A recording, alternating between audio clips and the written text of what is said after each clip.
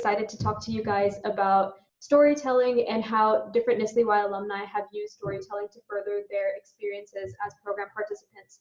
So basically what we'll be talking about today is how we've used different methods such as digital storytelling, outreach, and other methods to convey the impact of NSLI in our home communities and in other public areas, and basically how we've been able to use our amazing and really powerful exchange experiences and convey them to people who haven't been able to go abroad with NSLI. So we are so excited that you guys are here and you guys are able to join us today and hear these stories, and hopefully you'll be able to leave inspired and excited about NSLI, whether you are an alum or whether you are a current applicant or interested in knowing more about the program.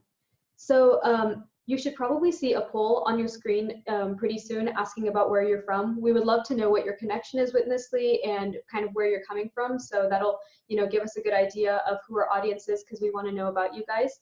And as you can see, there is the chat, which is on the side. And so if you guys have any questions, we'll be doing a Q&A. We'll have a pretty significant amount of time for a Q&A at the end. So whenever you have any questions about the presentations, just keep on putting those questions in the chat box and we can answer them as we go, or we can address them collectively at the Q&A. So with that, we'll have the panelists introduce themselves, starting with Alice. Hi everyone, my name is Alice McGinnis. I'm from Milwaukee, Wisconsin, and I returned in May from the Hindi Academic Year program, which I went on as a junior. Hey guys, my name is Shraddha and I participated in the Arabic Summer Program in Amman, Jordan in 2017, and I'll be talking to you guys about breaking down stereotypes through storytelling. Hi everyone, my name is Caroline. I'm from North Carolina and I'm a Russian Summer 2017 alumni from Chisinau, Moldova. Today I'm going to be talking about using NSLI-Y experiences as a part of your college applications. Hi everyone, my name is Rahul Krishnan. I'm from Boston, Massachusetts. I'm part of the 2016 summer program in China, Xiamen, and today I'll be talking about my outreach experiences.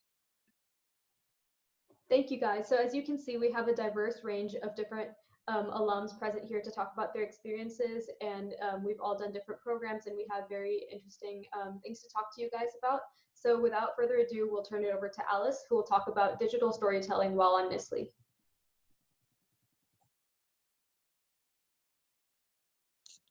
If you could go to the next slide, please, Emma. Thank you very much. And just to reiterate Shraddha's point about questions, if you'd like to ask me a question while I'm speaking, please feel free. I'll be checking the chat box, and I'd love to answer your questions live. So I'm going to be talking about digital storytelling. Like I said, I returned a few months ago from my year in India studying Hindi. And throughout the whole year, really, I found digital storytelling, or telling your story with digital or computer-based means, to be a very powerful part of my program in multiple different aspects. So today I'm going to share with you guys 3 of my favorite ways to digitally storytell or purposes. So first of all, I think NSLI students commonly find that they are best able to connect with their host community when they focus on what they're doing in country.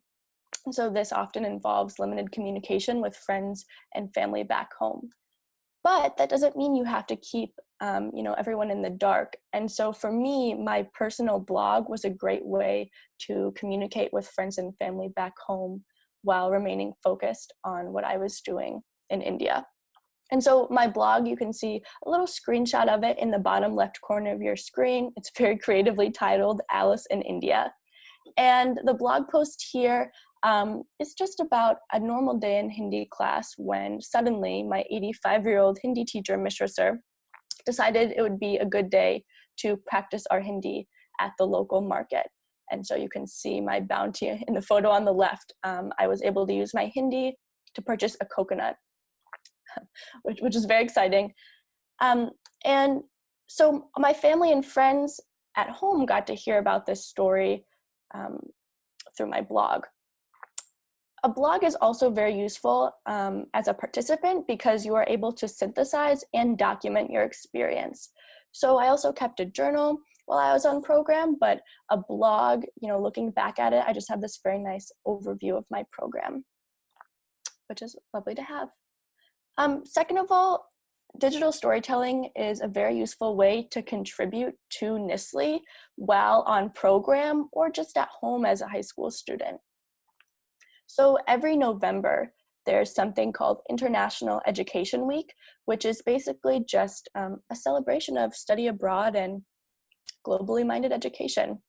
And NSLI gives a very cool opportunity to participants who are in country in November, so academic year participants, and they enable us to take over NSLI's social media accounts, Instagram and Snapchat, each for a day during the week. And so I got the opportunity last November to take over NSLI's Instagram account. The top photo on the right is a picture I posted right after Diwali. This is my host sister and one of my good friends and I in our matching lehengas, lighting sparklers for the festival.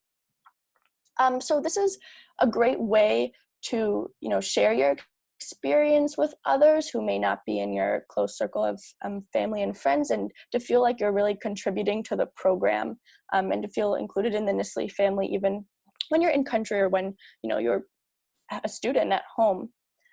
Another great way to contribute to NSLI digitally, which Shraddha will elaborate on in a little bit, is NSLI Interactive. And NSLI Interactive is a really cool site where NSLI alum can document their experiences and post them into a collaborative web space. So it will include this webinar. One of my fellow participants posted one of her blog posts on NSLI Interactive. So that's a powerful tool as well. Finally, digital storytelling can be a great way to make your language classes interactive. So my NSLI cohort and I would create videos and message each other in Hindi. We had this big group chat with our Hindi teacher where even if we weren't in class, we would be practicing our Hindi with our teacher. And then finally, we got to create digital presentations in Hindi. So I applied for NSLI Hindi because in my 9th grade world history class, I learned about the diversity of religions in India. And I really wanted to learn more. So come February, when I was over halfway through my program and I had a little bit of Hindi under my belt, I was given the opportunity to complete a research project on Buddhism in India. And so I traveled to Varanasi, which is a city in northern India, and about 40 kilometers outside of the city is a place called Sarnath, which is one of the most important places for Buddhist pilgrimage in the world, because it's where the Buddha gave his first sermon after he achieved enlightenment. And so Sarnath is home to a lot of famous temples and monuments called stupas. And it's also home to quite a few monasteries. So I got to interview a Buddhist monk in one of these monasteries for about an hour and a half. I sat with him and we spoke only in Hindi the entire time. And so I walked away with this recording, that was quite long, of my mostly coherent Hindi, and his beautiful, very captivating speech and, replies to me. And so I thought, how can I turn this into something that's shareable? And that ended up being a digital story. So a combined sort of video, PowerPoint presentation, and lots of images. And so I turned it into something that I could share with my host family. I could show off to my friends and family back home, even if maybe they couldn't understand it so well. And then, of course, with people in my host community, I even presented it at an AFS, my implementing program, chapter meeting. So this was something that was very useful for me because it was something that I could be proud of and use to show off the Hindi that I had worked so hard to learn with the help of NSLI.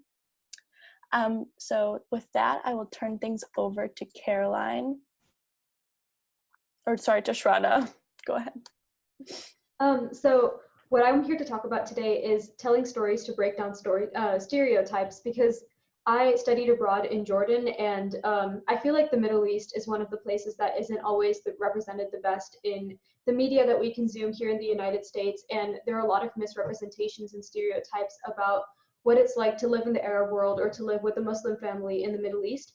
And so living with an Arab Muslim host family gave me this amazing firsthand perspective, and I was really able to engage with the culture as a family member and as a community member, rather than a guest or rather than a tourist. So I was able to engage in deep conversations about culture and religion and politics and peace with my host family, who is actually ethnically Palestinian.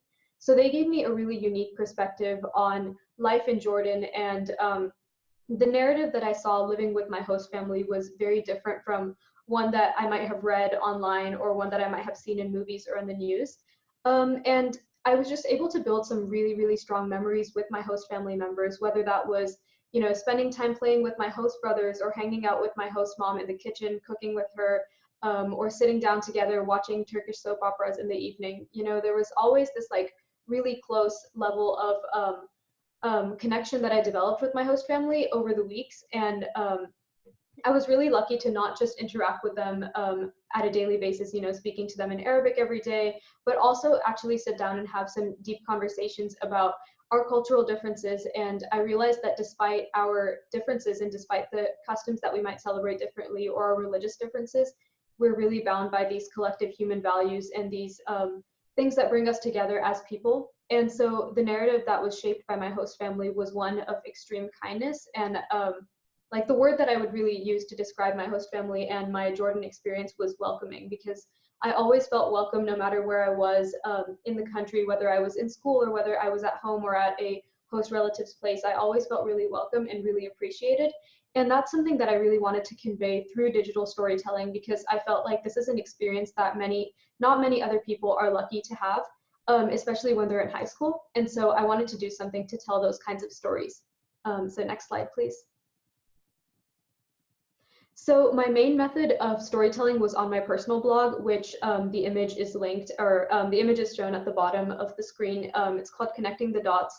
And that's where I used to talk about my entire NSLI experience. I really chronicled my journey. And although I talked about things like daily life or language classes, I also did spend some time to sit down and reflect on the conversations I had with my host family and the interactions, and also just little meaningful things that happened, like my first week in Jordan, and I was going through some homesickness, but it was my host mom who really consoled me and sat down and talked to me, even though she didn't really know much English and I didn't know much Arabic at the time. She was able to convey to me how much I was welcome, and she told me that she was my mom for those 6 weeks and that I shouldn't worry about missing home. And it was really those meaningful interactions that made my experience so special. And so I wanted people to know that, and that's why I wrote extensively about my new perspectives on Jordanians in the Middle East through my blog. And I'm very much still close to my host family and today, and I've really been able to convey that through my blog. And so that allowed people like my community members, family, friends, teachers, people who I'm connected with on social media were able to really understand those stories and were able to grasp the impact that Jordan had on me and my summer in Jordan was able to impart on me. And I was also able to share some of my writing on NSLI Interactive, which Alice talked about earlier.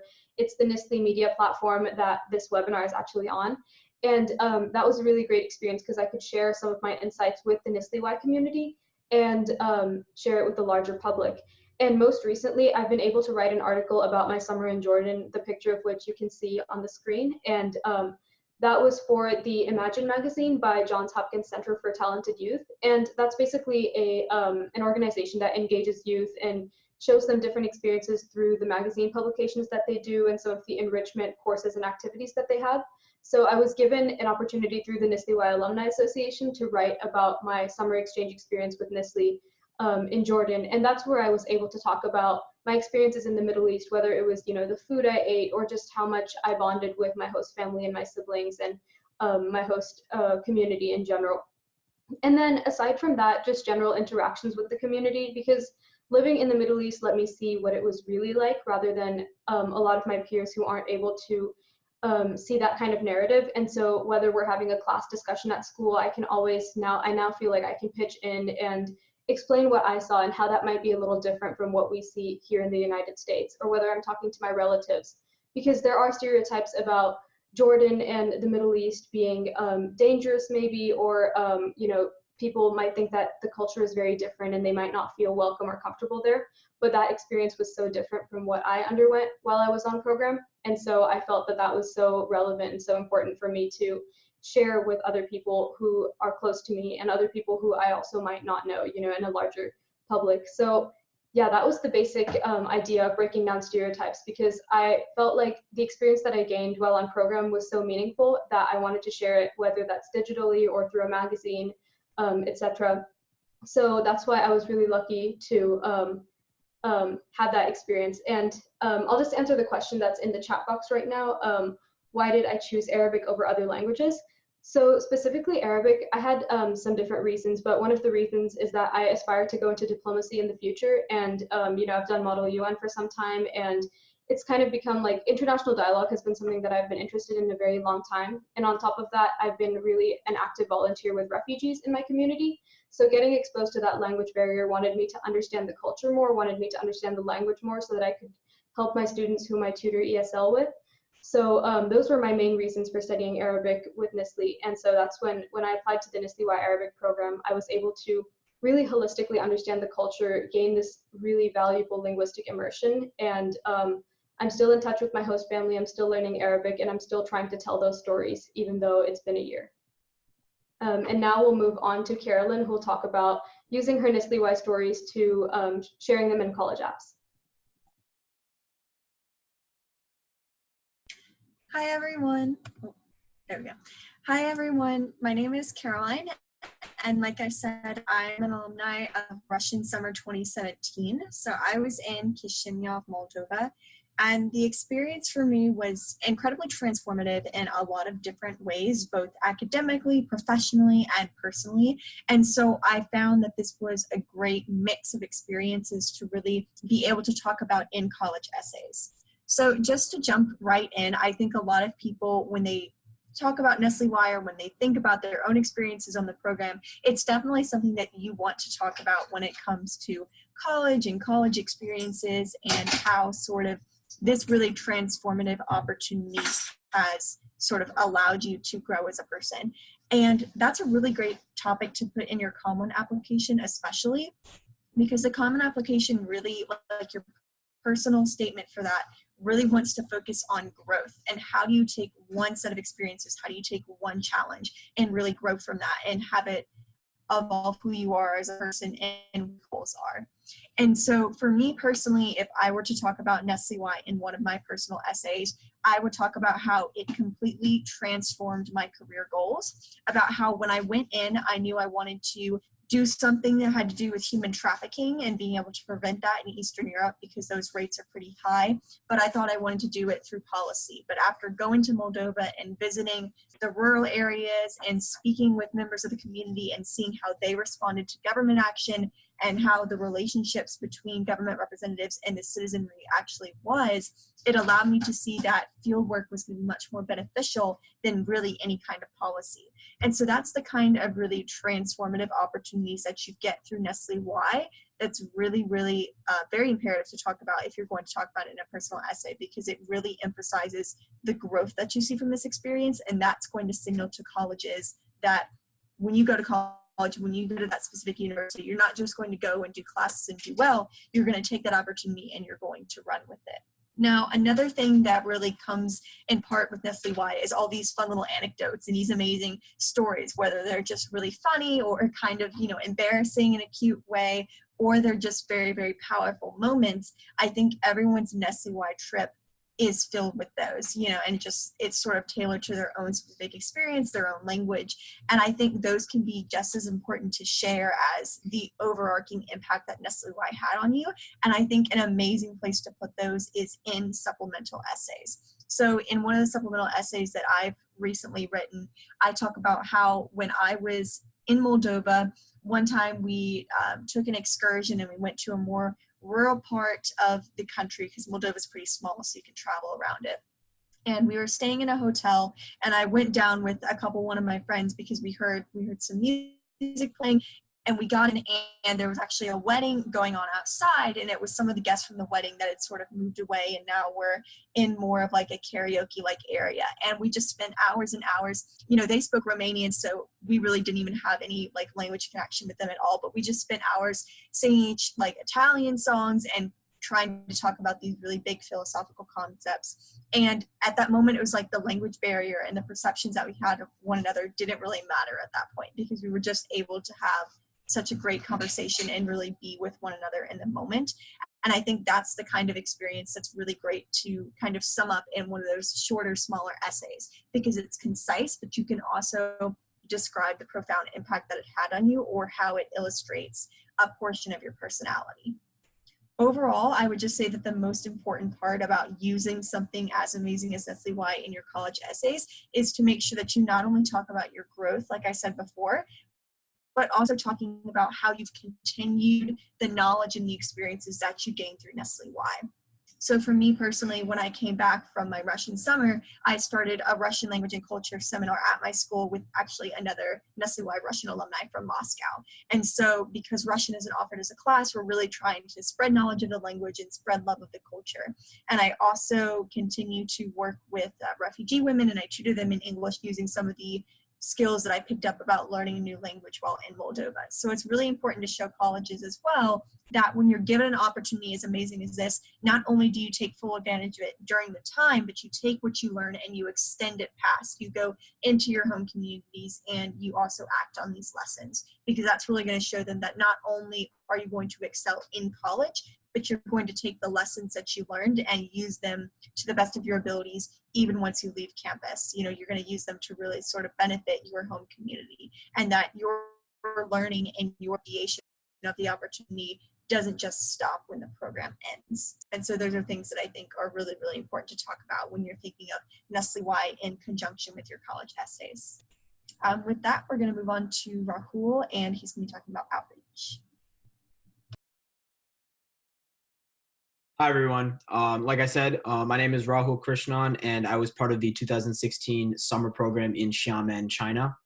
And so what I'm going to talk to you today is about how, after I came back, I went to libraries, schools, and different communities to present kind of my experience and tell outreach stories. Because one thing that I had always been shocked about is that after I came back, almost no one that I talked to really knew about the program, which really shocked me, because this was such a great program that I felt that everyone needed to hear about it. So I'm just going to talk about kind of the steps that I made to make this happen and kind of what I got out of it. So most of my presentations consisted of 1-hour presentations that either happened at schools, at libraries, or, you know, there was a Boys and Girls Club that was near to me. And so I went there to present.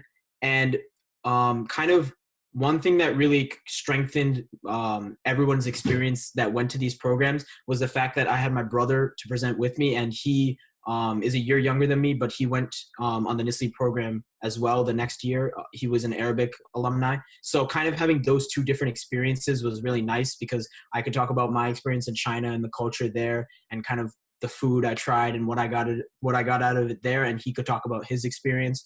And so some of the things we talked about were, first we talked about the application, you know, who could apply, you know, were there any restrictions, you know, grade point average, that kind of stuff, and, you know, what the benefits were to applying. And then we kind of talked about our own experiences and what we got out of it. And one of the things that you have to keep in mind is that you won't always attract the most people, but unless you try to kind of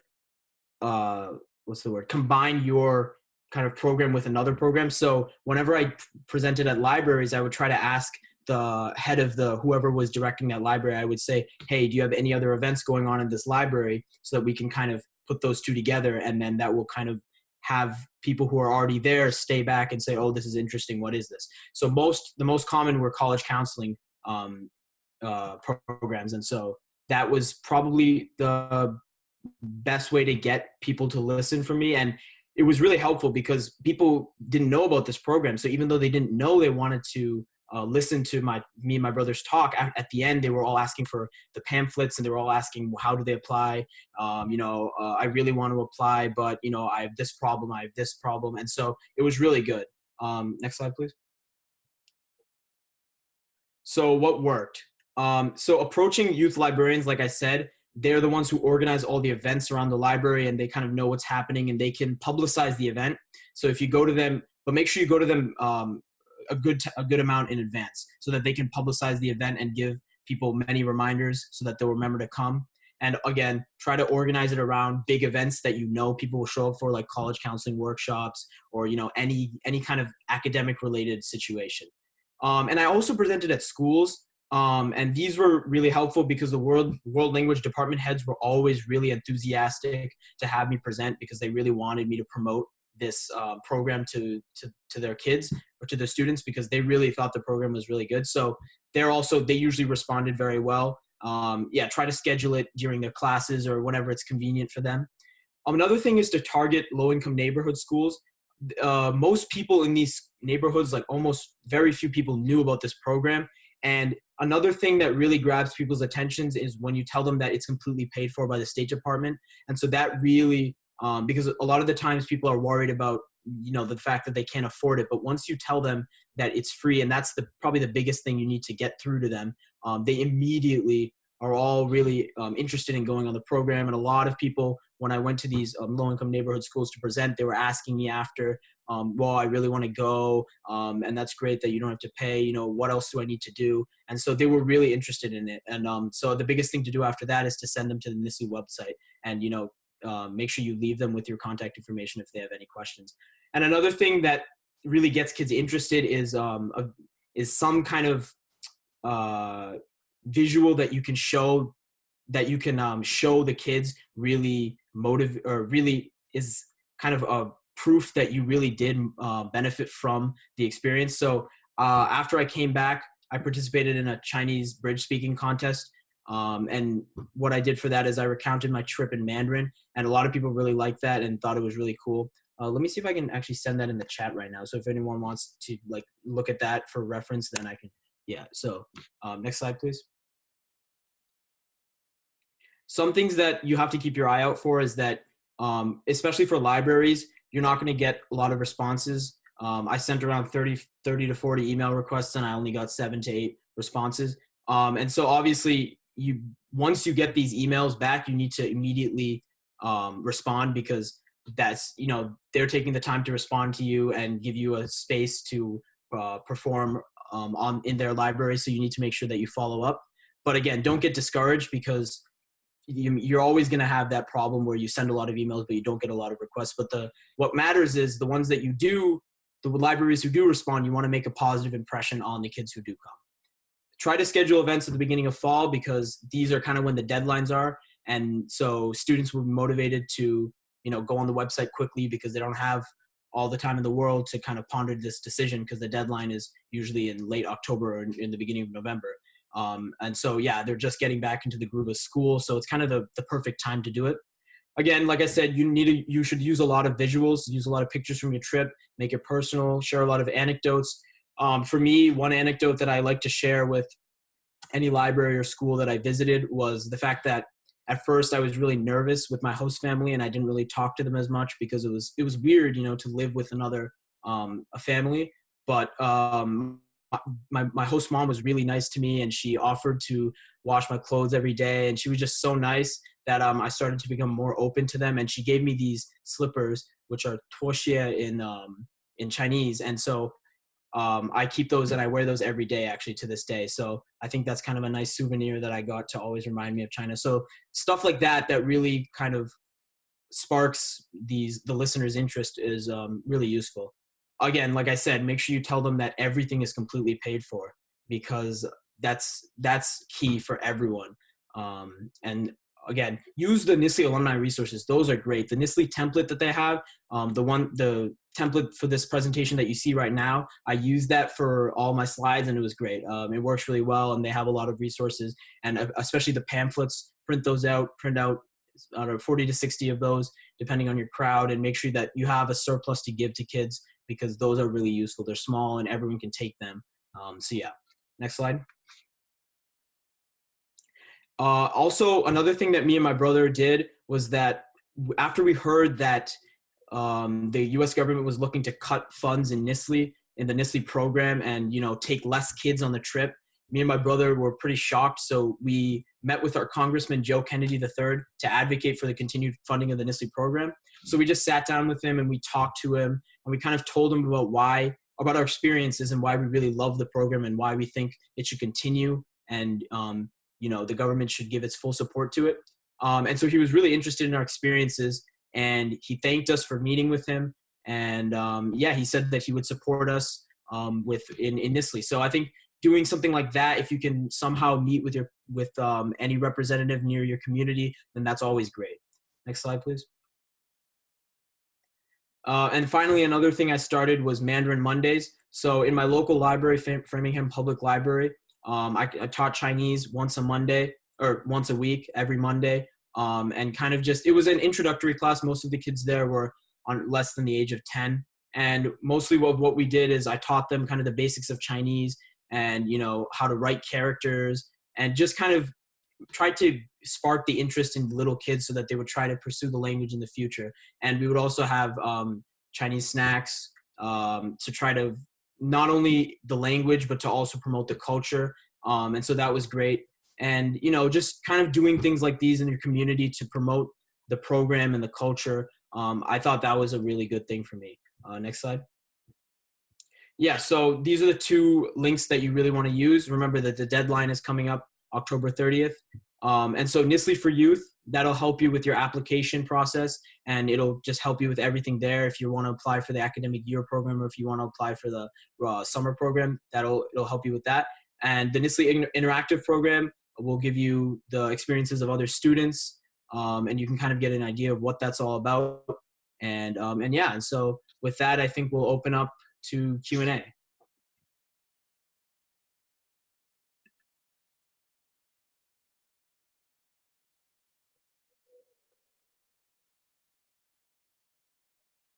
Okay, so as all four of us make our ways back onto the screen, Alyssa, we are going to start with your question, which asks, what was your favorite part about the program?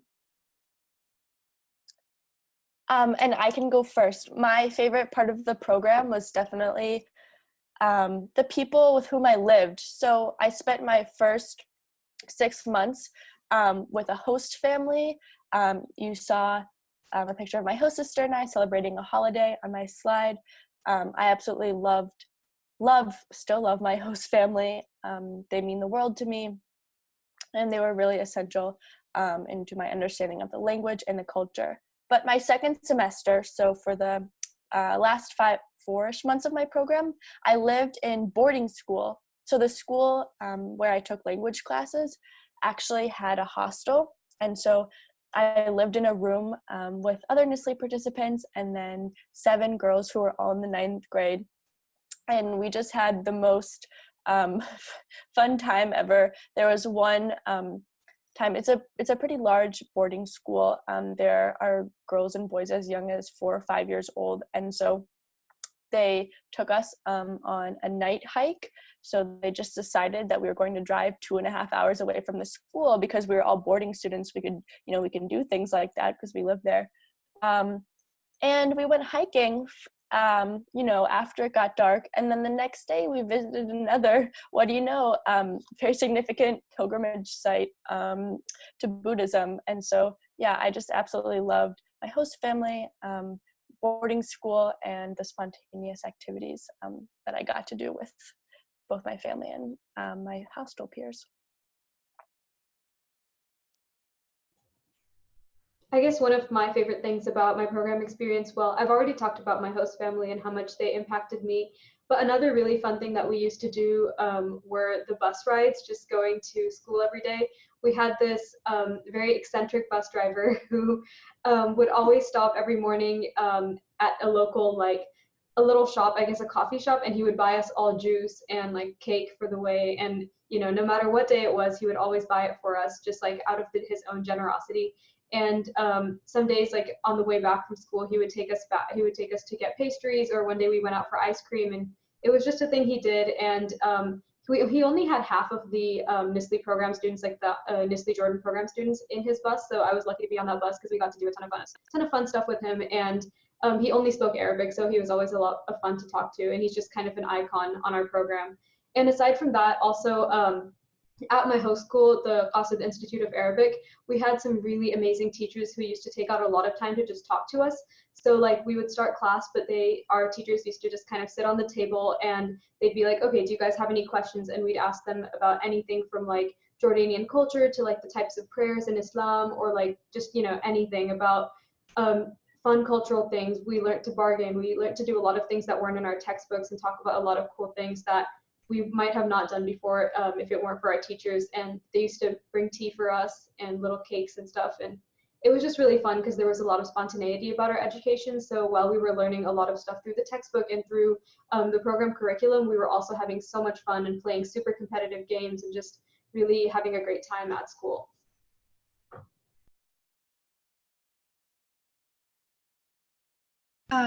So I guess my favorite part of the program, it's kind of hard to choose because I think all of it was incredible in a bunch of different ways. But I guess my favorite part of the program probably was getting to bargain a lot and to improve my language skills that way. So in Moldova or Chisinau specifically is pretty known for its incredible amount of like outdoor markets. And there's this very, very large market in the center of town, and it was called Suntroi Rinok, which is literally just means central market.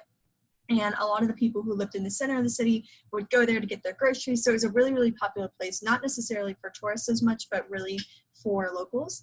And I fell in love with it the first time I saw it. I felt very drawn to it. And so I would go absolutely every day after school. And I would go there, and I was pretty cheap, so I never really bought anything, but I really enjoyed the process of bargaining and how it improved your language skills really quickly, because you have to comprehend so quick because the merchants don't have a lot of patience. So you have to comprehend, you have to know how to speak and respond really quickly. And so I would go every day, and I would go to this select few merchants who I thought were particularly, fun to bargain with, because they want to get irritated, but they definitely didn't go easy on me. And so in the beginning, they just kind of thought I was some random girl that like kept coming, and they were kind of confused. But by the end, I had developed quite a reputation in the little sort of block of the market that I went to as the American girl. They called it, like they said in Russian, like the American girl who drives a hard bargain. And so it was just really fun to get to sort of form a connection with, people that I really wouldn't have if I had just taken a normal like Russian class at my, home high school in the United States, or if I had just sort of gone to class in Moldova and went home. So it was a great way to not only improve my language skills, but to also just connect with the people and the culture on more of a personal basis. Yeah, so I also really like bargaining. I think that was a really common thing in China as well. But I would probably say that the biggest impact for me, or the thing I took the most away from my trip, was my experience with my host family. Before the trip, I would say I was probably more of a shy person, and I didn't really take initiative to get to know people. And when I was put in my host family, I was really nervous at first, because the experience of having to live with a family for 2 weeks was like really shocking for me. And so I kind of just shut myself away in my room for the first day. But the next day we went out to go eat dinner, and I was talking with my host brother, and we both found out that we really liked the same exact soccer team. And it was just amazing, because after that we started bonding and we talked about it for hours. And my mom, I'll never forget my host mom, because she was so hospitable to me and she was so nice. And she offered every day to wash my clothes, and we even went to a soccer game once. It was really nice. And it's those kind of experiences are stuff I'll never forget, because we just did so much together. And my mom, she took so much care of me, and I think she really loved having me around. She taught me how to make dumplings, and she took me to the only Indian restaurant in the city because I was Indian. And so she was just really nice. She was probably the nicest person I've ever met. And after I came back, a short while later, there was a flood in Xiamen. And so I reached out to my family and I asked them how they were doing. And I told them that I hadn't forgot about them. So it was really nice. Yeah, I'll definitely never forget them in my life. So, yeah.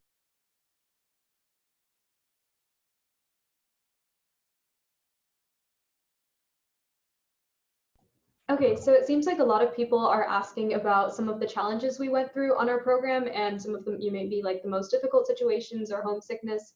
So I think we can just go around and address those questions. So personally for me, I did go through like some homesickness while I was abroad. I didn't go through as much of culture shock because I'm an Indian American, so I found like a lot of the cultural values in Jordan were pretty similar to like my home culture.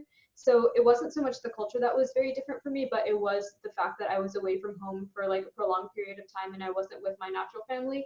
And to deal with that, I really opened up to my host mom about it and talked to her about it, and spent more time playing with my host siblings rather than just sitting around and, feeling like I'm alone, or, like shutting myself off, because I realized that opening myself out to my host community and really trying to make bonds and, playing with the little siblings or chatting with my host mom in the kitchen were the things that made me feel so much better, and made me really excited about language learning. And over time, I didn't feel at all like homesick or anything. And now I really, like, every time, like, I'm always just thinking about Jordan. So it's like I still have like that reverse homesickness from Jordan, you could say. And I'm sure you guys can relate about just like missing your host community a lot. So I would say for me, the biggest thing was opening up to my host family and friends.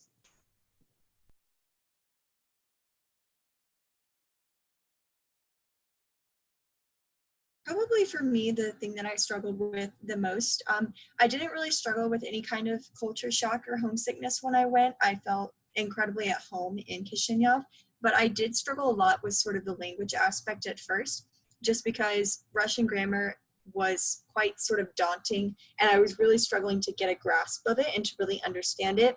And I felt like everyone in the program just spoke much better Russian than me. Like, I really didn't have any Russian experience, and I think a lot of people in my program did. So I felt very intimidated, and I was in the beginner group. And so a lot of that was just sort of like making its way into my head. And I wasn't really used to being the person who knew the least in the groups. That was definitely something for me to kind of get used to. And so the way that I sort of overcame that is every day as part of our homework assignments, our teacher would give us an assignment. He would say, write about this, and be able to talk about it without looking at your paper when you come to class. And so I took those assignments incredibly seriously. I would do them every day, and I would practice them on my own. And I would like sometimes just go up to random strangers in the park and like try and strike up a conversation about that topic so I could practice talking about it. And then every day when we came back to school, he would always ask, who wants to go? And no one would raise their hand. And so every day I got into the habit of just raising my hand to go first every single day. And so every day for like 10 minutes, I would give a talk. And a lot of times, a lot of it would be wrong. Like my grammar would be bad and my pronunciation was off.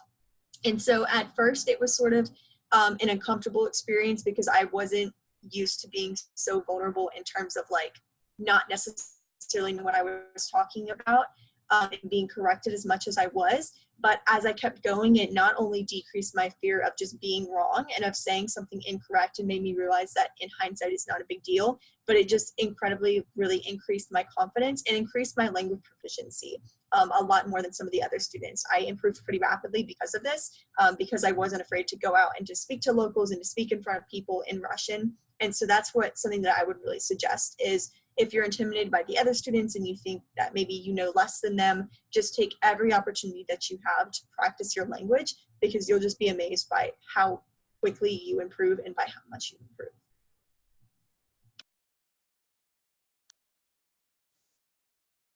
So with that, I'm going to answer a few questions regarding academic year. So May asks, did any of the alumni do AY during their year of high school? Could you please talk about managing college apps while studying abroad? There's another question about bringing a musical instrument on an academic year abroad, and then one about the benefits of academic year versus summer. So just in terms of college apps, I was a junior on my program, and I will say that I'm on track to graduate this year as a senior. I have no missing credits. I'm in all senior level classes. And I think it was really worthwhile for me to do NSLI as a junior. But there have been lots of alumni, including 2 of the girls on my program last year and one on the year before, who had very successful college application periods while on program. So I would just, just follow tips that you would while applying to college in the US. I would be aware of graduation requirements though. So if there are classes that you need to complete or you're planning on completing online or at the school while you're on program, I would just keep track of those quite carefully, because I know that I felt like I need to focus all of my brain energy on Hindi. And so I didn't take very many academic classes. I took just English for part of the year. So I think my biggest tip would just be to manage the things that are most time consuming, things like writing essays. I think you can draw a lot from the experience, just in terms of what you're going to write about, as Caroline talked about. So I wouldn't be too worried about those. You have time to study the language. You're going to have time to work on your college apps as well. There is a participant on the Hindi Academic Year program this year who brought her viola. She's a beautiful viola player, and it was very important for her to practice on program. Although I will also say that I played an instrument in the US. I also played the viola. But while I was on program, I chose to learn an Indian classical instrument, which is kind of like a tiny cello viola mix called the sarangi. And I absolutely loved getting to learn an instrument that was traditional to my host country as well. So that's something to think about. And then finally, Anna asked some reasons to do academic year over summer. And I think it's totally, up to you, up to the applicant. I don't think the academic year program is always the best choice over the summer program. But I know for me, I was in a spot where I could go for the entire year, and I'm so, so glad I did. Just in terms of language learning, I achieved fluency in Hindi. I still have lots to learn, but I ended with an advanced OPI score. And now, I live in Milwaukee. There's no opportunities to take Hindi, but I can tell you that I started learning Mandarin about a month ago at my local university. And just studying a language for that long and with that intensity has really helped me in my Mandarin study, just even in the past month. And then also in terms of host family and community connections, I truly feel like Indore, India is home for me, and I miss my host community so, so much. And yeah, I mean, it's different things are best for different people. But yeah, I absolutely love my year program, and I would recommend it for people in high school as well as outside of high school.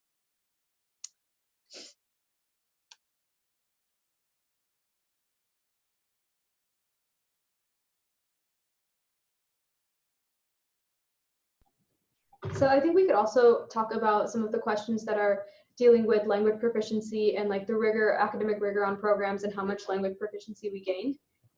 So I think for most programs, we go to school for several hours a day. For my program, it was 4 hours of class a day. And then we'd have maybe like 2 to 3 hours of homework each night. And so even though it sounds like a lot, you are learning, the target language that you have worked so hard to, you've gone through this application process, and you're so excited to be learning this language. So it all becomes worth it when you see that you're able to actually interact with people in the host country, etc. And even if you're not coming in with any proficiency, NSLI programs usually have a pre-program preparation course. So that's super helpful. In my program, that meant like the Arabic alphabet, some basic phrases in the Jordanian dialect, and also in the standard Arabic dialect. So if you studied hard in that, which is like a really, really good thing to do. If you can study some of those basic phrases beforehand, you're going to see that you're not going to have to spend time abroad trying to acquire really basic phrases like, where's the restroom, or how much does this cost? Like if you can learn those beforehand, then it becomes really easy for you to start building up on what you know while you're abroad. And so NSLI will give you like some great preparation resources. And then while on program, obviously it can be rigorous. You have projects, tests, and quizzes, etc., depending on your program. But for me, my teachers were really amazing, and we used to reinforce vocabulary by playing super competitive games or doing role play, group activities. And so it never really felt like we were going to school. Like class was always something that I looked forward to so much, and I still miss that kind of like education system after a year, because the way I learned a language abroad with NSLI was really revolutionized my understanding of language learning, because you weren't just learning it in class, but when you get home, you're able to practice, you're able to actually like use and put in focus that vocabulary that you developed. And so although I started out with like really barely no Arabic experience, just a bit of the alphabet and basic phrases, I was able to come out with advanced proficiency on my OPI after completing those 6 weeks. So I know some people asked if a summer is substantial enough to get a lot of proficiency, and in my opinion, the answer is if you put in the hard work for it, and if you're really engaged and you're willing to learn the language and do your hardest, you'll definitely see that you can get a lot out of it.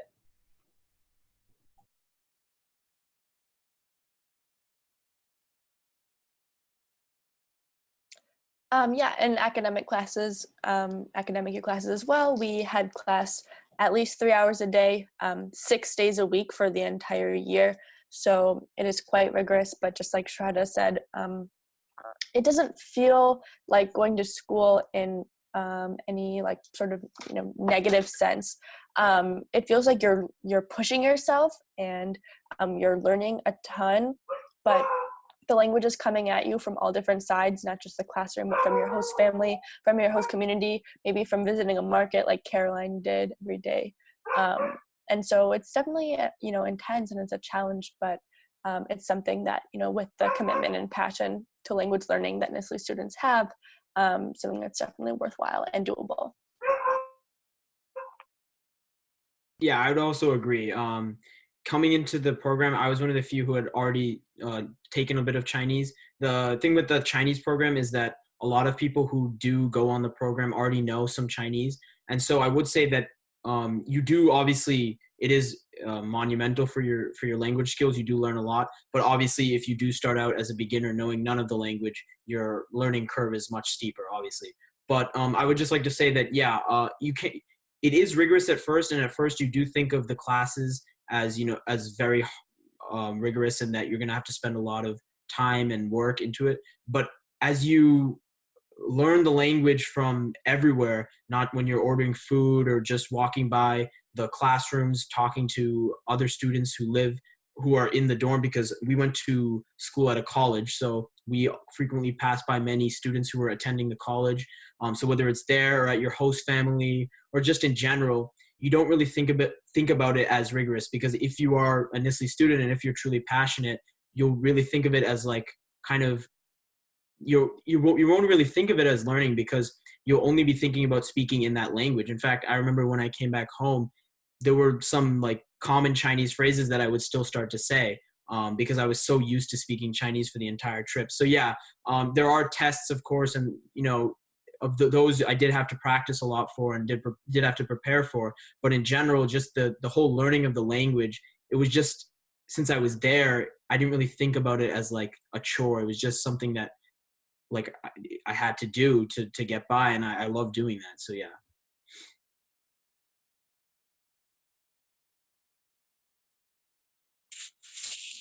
There's a question from Brianna that asks, what kind of support do you get while in NSLI countries?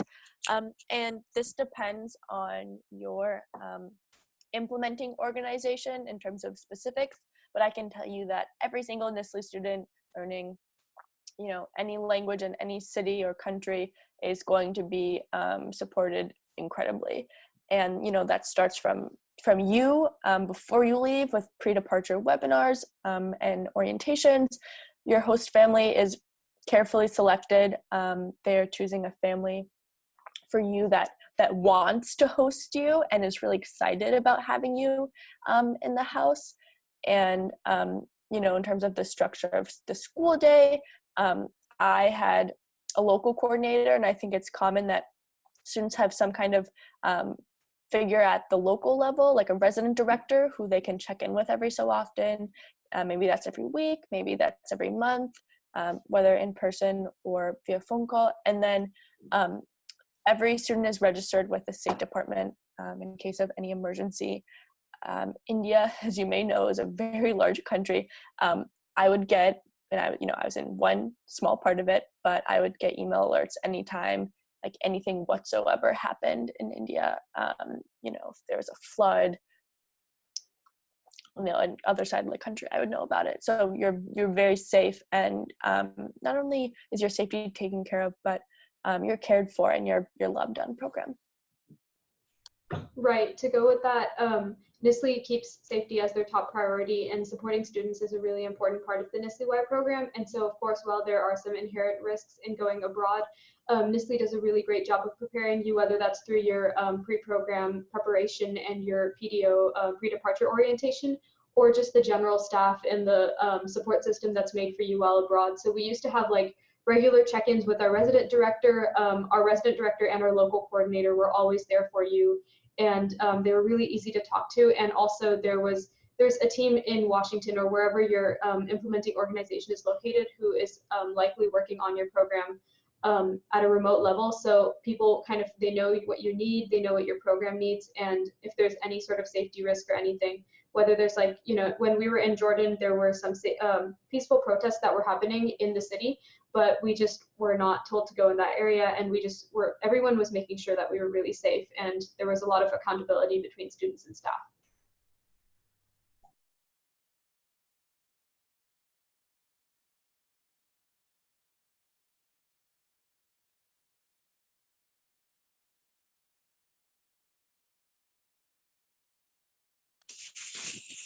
So we have a couple questions about the application and the interview process. John asks, how difficult was the application process for you? Who did you ask to recommend you? And Hayes asks, was the interview portion difficult to go through? And I would say, it's just kind of what you make of it. It's just kind of similar to a college application where, as Caroline talked about, it's just important to remain genuine and let your passion and your commitment to language learning show through. Definitely ask a teacher who likes you to recommend you and can speak to maybe your qualities in terms of leadership or in flexibility. Someone whose class in which you feel like you've portrayed characteristics that would make you a successful language learner, honestly.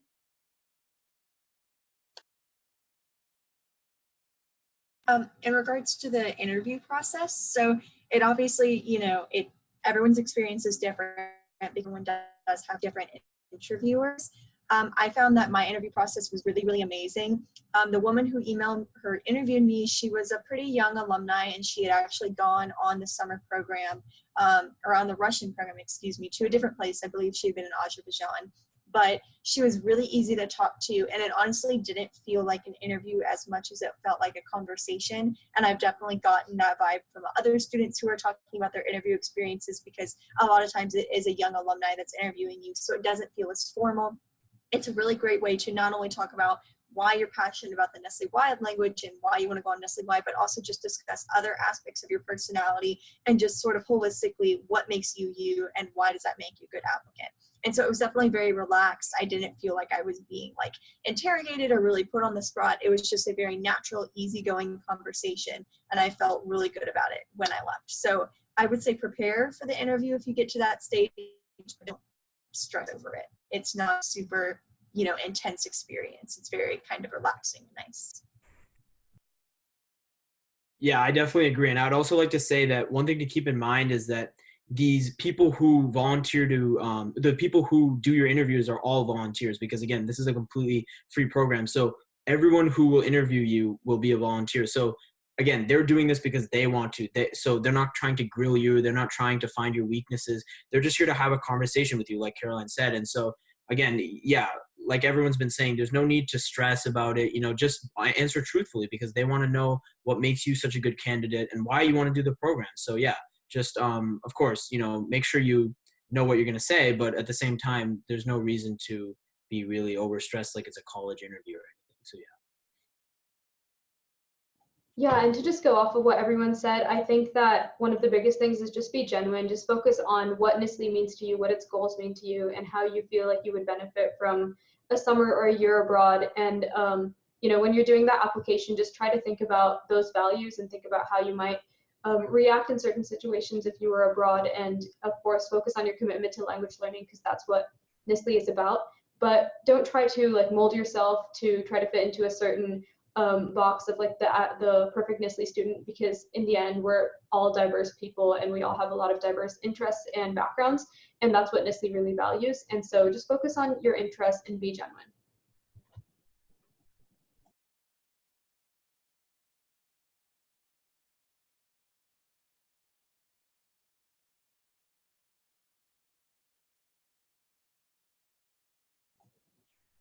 There's also a question about the kind of assignments that we used to do on the summer program. So I will say that like for my program, it was all just Arabic. We didn't do any other classes.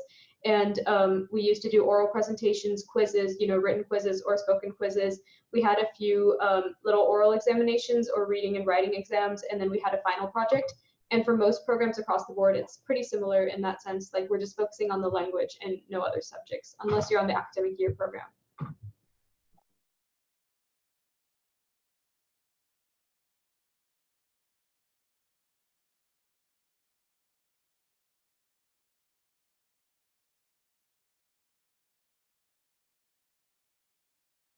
Okay, I think this looks like it might be one of our final questions. Hayes asks if it's easy to find people to practice the language with after coming back to the US.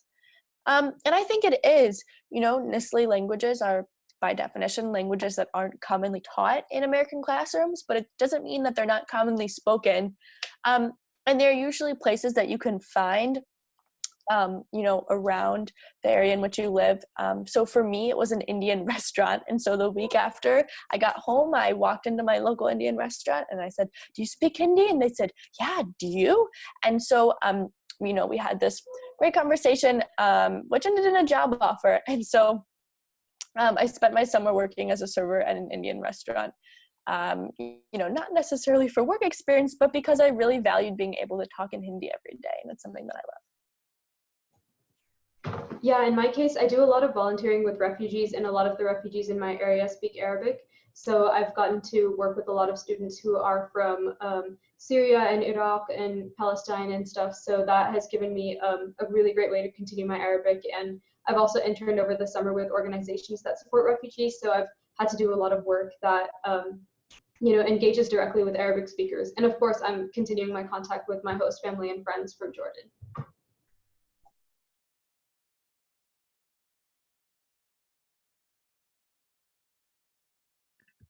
Yeah. Sorry, Caroline, you go first. Yeah. So I think I probably had it the easiest of all the NSLI people here because I took Chinese, and obviously out of all the NSLI languages, that's probably the most common. And so I go to a boarding school with international students, so I can pretty much practice Chinese every day. And also Chinese is offered at my school. So yeah, I have it pretty easy. I can speak Chinese wherever, whenever I want. So yeah. For me personally, Russian isn't really spoken where I live, but I found sort of a couple of ways to get around that. So I mentioned I teach the Russian seminar at my school, but I also, so this past summer, I was interning with a couple of different refugee resettlement agencies. And because I spoke Russian, I actually ended up like getting the opportunity to head up one of their immigration programs, which takes former Soviet Union Russian reunites with their families still living in Eastern Europe. So because I spoke Russian, I got to handle the application process. So I was able to use my language skills that way and speak with people in the United States in order to facilitate that conversation and that application. And I would also suggest using, it's a program called italki, and I'll put it in the chat, but it's really useful. I use it for Russian lessons to continue my learning. But if you don't have, if maybe those are a little bit pricey for you, or, you don't really necessarily want to spend the money on that, there's a free way that you can use italki, and that's by getting a language partner. And so language partners, a lot of times they'll see that you speak English and they're like, oh, I want to improve my English. And so they'll send you a message and they'll be like, hey, let's talk. And so I talk like twice every month with a 40-year-old woman in Belarus who really wants to improve her English. And so we just have like great 30-minute, 45-minute conversations with one another twice a month. She gets to practice her English, I get to practice my Russian. So there's great ways to really practice your target language, even if no one in your home community speaks it, and to also just still stay connected with the region that you were in. Yeah, and really quickly to add on to what Carolyn said, I've been taking Arabic classes through a program called Preply, which is basically a language platform where you can find tutors from all across the world who teach a lot of languages. And so those are they're basically formal classes that you can take with a tutor. And so I would really recommend, as Carolyn said, virtual platforms to practice your languages, because there are always people out there who want to teach or even want to do a language exchange with you. And you can basically, what I do is I take classes in my study hall every other day at school. So I basically have an Arabic class built in my schedule, even though my school doesn't provide it. And so I would definitely say look into virtual options once you come back. Okay. And then as our final question for the webinar, May asks, did any of you suffer reverse culture shock when you got back to America? This is a great question. As an academic year participant, I definitely experienced quite a bit of reverse culture shock, and I'm sure the summer participants did as well. But I actually looked at that as something positive. And I think that if you have, taken the time and the energy, and, you have committed to immersing yourself into this country that was so foreign to you before your program, that when you come back to the US, you feel it, and you experience this reverse culture shock, then that's something to be really, really proud of. And that means that you were quite a successful exchange student. Although I know it can be difficult, and when we talk about NSLI support, it certainly does not end after you fly home. And I've been supported. I had an orientation when I got back as an academic year student, but I'm also a part of this bigger alumni network. And of course, I always have my NSLI cohort who are my sisters, and I know they're always there for me and my reverse culture shock needs. So with that, we are going to wrap up this webinar. Thank you guys all so much for tuning in. Please remember that the NSLI application is due at the end of October. Can we pull up that slide again, if that's possible? Okay, well, otherwise, it's due at the end of October. There we go. Okay, awesome. Okay, October 30th at 4 p.m. If you have any questions, doubts, concerns, you'd like to hear us talk for longer, feel free to reach out, get connected with the NSLI applicant Facebook group, which we're all a part of, I think. Yeah, thank you so much for tuning in Hindi. Shukriya. Good night.